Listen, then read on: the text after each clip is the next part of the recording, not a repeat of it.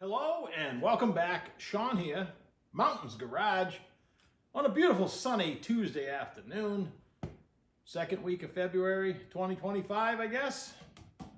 Nice stretch of weather until this weekend. There's a chance for something, some type of wetness, be it snow or rain.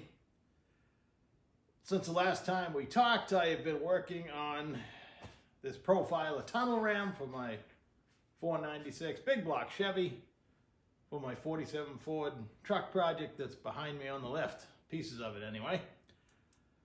About 10 hours have elapsed of pure work, unfortunately. Well, I guess it depends how you look at it.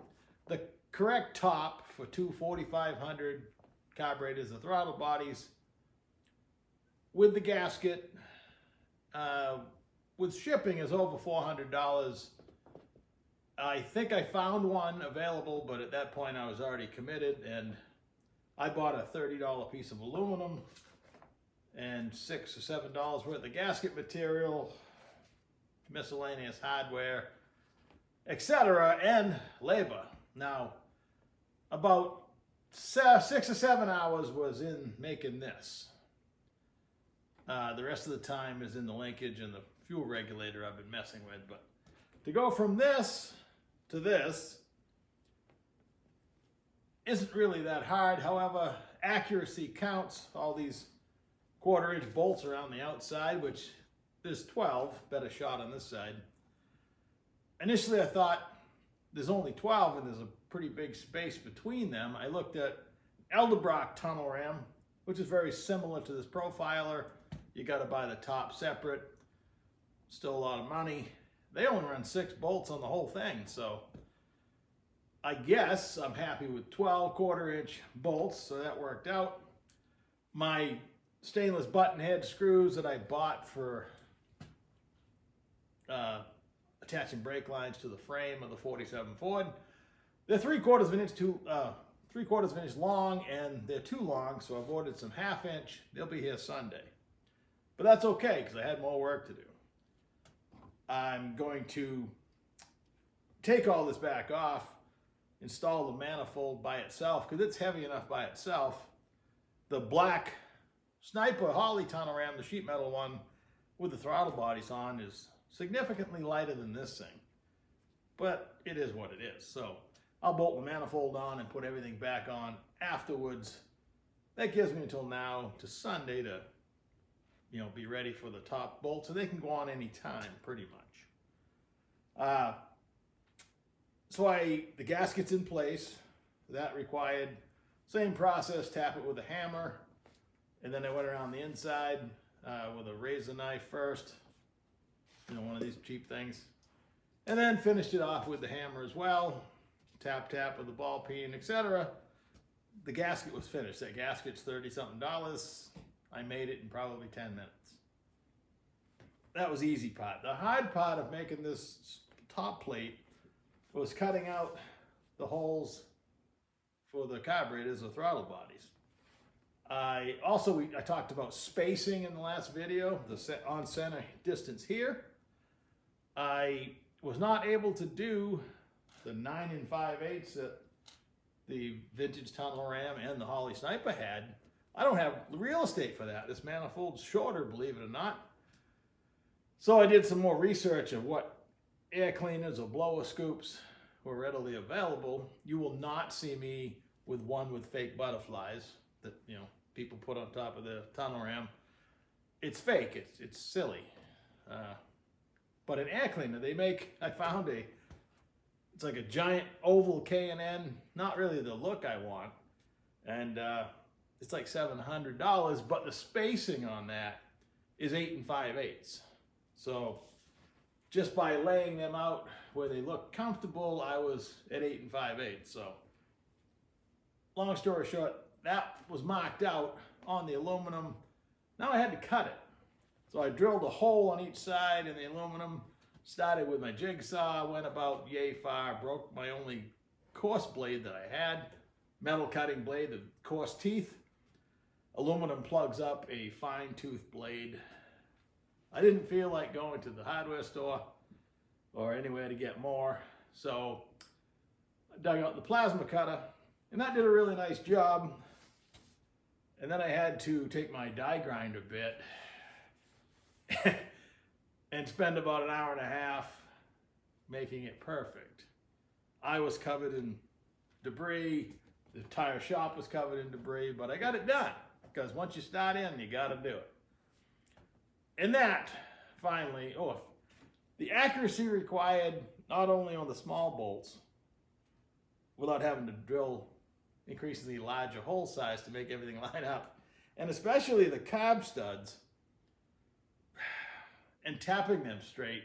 It's interesting. I was thinking of a way to fixture that you absolutely drill and tap straight, and I found a drill fixture, but I used a drill press to put this in my mill, an excellent use of my mill. However, my vise doesn't open up large enough, and I really didn't feel like removing everything and fixturing it up, and then you run the X and Y to do this.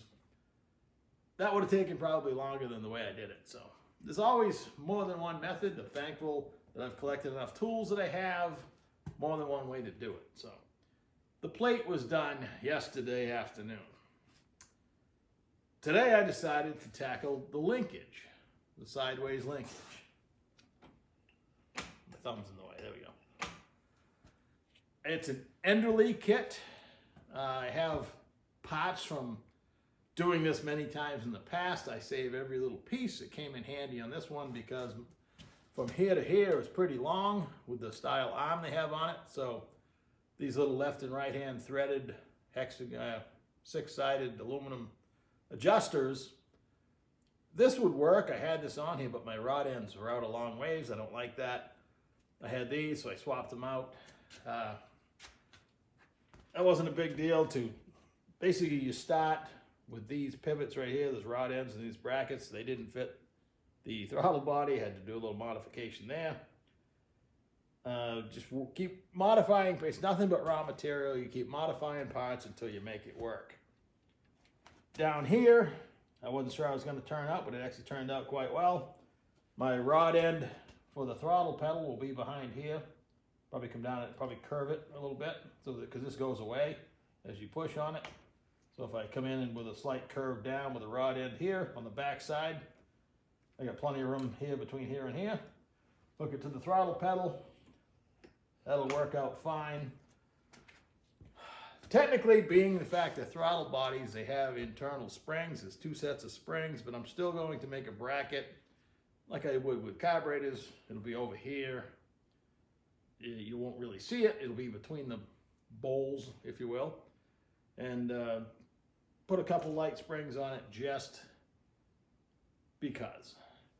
So the style of this tunnel ram I like, with the big plate and the screws, because it allows you to mount things. So this is a adjustable regulator. It's an Edelbrock EFI regulator. It's -10 O-ring seat fittings. So I'm going to buy a 10 ORB to -8. The Holley throttle bodies are -8 fittings already. Right here. So a 4-port regulator would be nice, because you could just run the lines from the regulator to each bowl. They're not technically bowls, but you know what I mean. I'm going to have to run a Y arrangement, I guess. So come off the bowls into a Y and then one line over to here. Repeat on this side. A lot of lines and connections, but without a 4-port regulator, which I haven't even shopped for one. I have these. I kind of wanted to use it. It's a return style regulator. The return fitting is only -6. I'll probably go 6 to 8 and run a -8 line back, just so in the future, if I need a bigger line, I can just swap the regulator out, and that won't be the restriction. Inside the regulator, the port's pretty small coming out of there, so it's I don't want to make my line the restriction, but I don't want it to be a problem either. When you're setting up and adjusting the linkage, I've never played with these 1-to-1 throttle bodies. There's 2 sets of throttle blade adjustment. When you're actually in the Holley software, you need to set the throttle position sensor and then eventually idle speed you can control it both with the computer and to some extent how far the blades are open. So these screws are just barely touching their adjustment, maybe 1/8 of a turn. So I set all those first. I adjusted the rods so they're both neutral. No tension on anything. You have to be really careful that nothing goes over center. You want your sweep. Everything has to sweep. It can't go down over center or you're going to go for a heck of a ride. So it takes a little getting used to. These are all splines, so you can put them any way you want. I have yet to put on the safety nuts. These are threaded, like this bolt goes through here. There'll be a nut here as well. I've already done this end. I need to disconnect this to remove the throttle bodies. Same here. I've got the safety nut, even though it's threaded and tight here. I don't want anything to fall apart. It comes with all the nuts to nut it on that side. I haven't done this one because I need to remove this to take this piece off. I was afraid I was going to have to modify this bracket, but I didn't have to. It works good. It's just held on with a couple nuts there. But all in all, it worked out pretty good. There's stops to keep the whole rod from going back and forth. And I have a threaded hole right here on both of these pivots, corresponding with a bolt right here. I'm going to put one little bracket so this whole thing can't, if it wanted to move. I just don't want any failure in my linkage. Everything's small and tiny, but I want it to last. And especially, I don't want it to hang up. So now you're up to speed there. Next time you see it, it should be on the engine. And maybe I'll be plumbing fuel and putting the distributor in and the wires. And maybe I can stop playing with the engine and get back to working on the truck itself. But it's all fun. Never lose sight of that. Ooh, almost forgot. Air cleaners. Because I've gone down this road. Now, I had a perfectly functioning carbureted tunnel ram that came with the 496. It ran perfect. I drove it. But because of Sean, here we go. We went down a different road. It's a good one. I need to do something for air cleaners. I don't like the looks of that big oval one. The only thing I really found so far. I'm not interested, like I said, in those big fake looking blower hats, injector hats. Not interested in that. But when I bought the tunnel ram that was on the 496, I did get these K&N air filters for a standard 4150 carb. But with a little bit of dreaming, I've yet to really do a whole lot of research, but I haven't found, I'd like to just buy a couple small air cleaners for a 4500 Holley. And that would be nice. The late model Holley carburetors and these throttle bodies have these extra holes so you can bolt a plate on there. This wouldn't be a bad look, but I can live with that. That's pretty cool. But I need a base plate for the air cleaner. So I think this is the one for the 5 1/8 inch neck or whatever it is. But if you flip it around this way, it's too big by about 1/4 inch all the way around, which gives me hope that this is a gasket I bought for here. When I set that over there, I should be able to mark and cut this. It's not going to be much fun cutting this stuff here. It's just rugged enough, spun aluminum or whatever it is. Probably not going to cut it with tin snips, but it's too weak to probably hold in the lathe and pot it off. But I'll find a way to cut that. So just this little piece is going to sit here, and then I'll be honeymoon with the air cleaner. So that's my plan. That's, once I figure out a method to cut it, I'll probably, if I can at least get an accurate mark using my gasket, I guess the death wheel is not the end of the world. Maybe the tool, it may get the nod, but I prefer something that came out really nice. So I got to think on that. If you got any ideas, feel free to shoot them to me. I don't think if I put that in the lathe, it's going to hold. It's probably going to come flying out of that and ruin it. So, especially because it's curved on the inside. So that is my, things that'll puzzle my mind while I try to come up with a way to do it that's not too barbaric and have a good looking result in the end. If not, plan B, I'll have to make some kind of bottom plate that my air cleaners can just kind of sit on.